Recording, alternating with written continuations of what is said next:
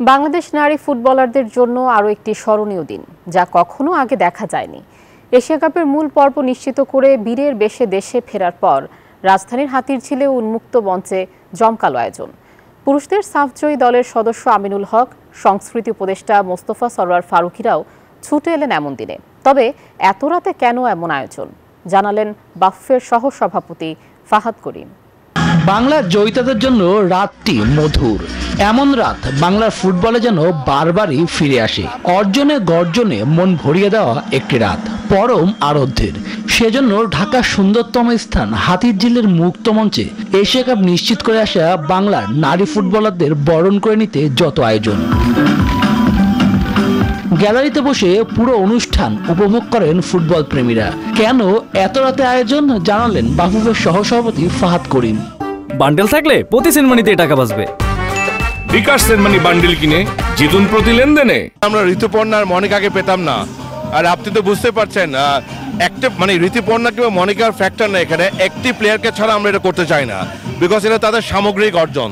সংস্কৃতি উপদেষ্টা মোস্তফা সরোয়ার ফারুকীও উপস্থিত ছিলেন এই আয়োজনে। প্রিয় ফুটবলার তার ঋতুপর্ণা চাকমা, আর এই দলটি নিয়ে তারও রয়েছে নানা দর্শন।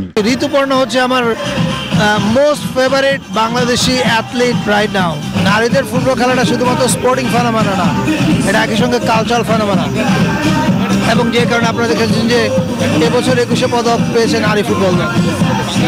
এবং আমরা আমাদের বিভিন্ন মিনিস্ট্রির ডকুমেন্টারি বা বিভিন্ন টিভিসিতে নারী ফুটবল দলকে দেখা গেছে, সামনে আরো দেখা যাবে, because they are a big cultural phenomena in Bangladesh right now. বিএনপির কেন্দ্রীয় ক্রীড়া বিষয়ক সম্পাদক আমিনুল হকের কাছে জানতে চাও, গত সাফের অর্থ না পাওয়ার দায় কাদের?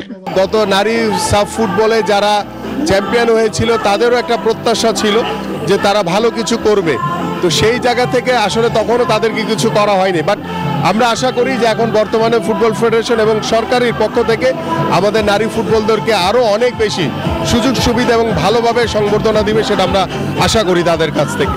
আপাতত আফিদা ঋতুপর্ণাদের জন্য ঘোষণা করা হয়নি কোনো অর্থ পুরস্কার।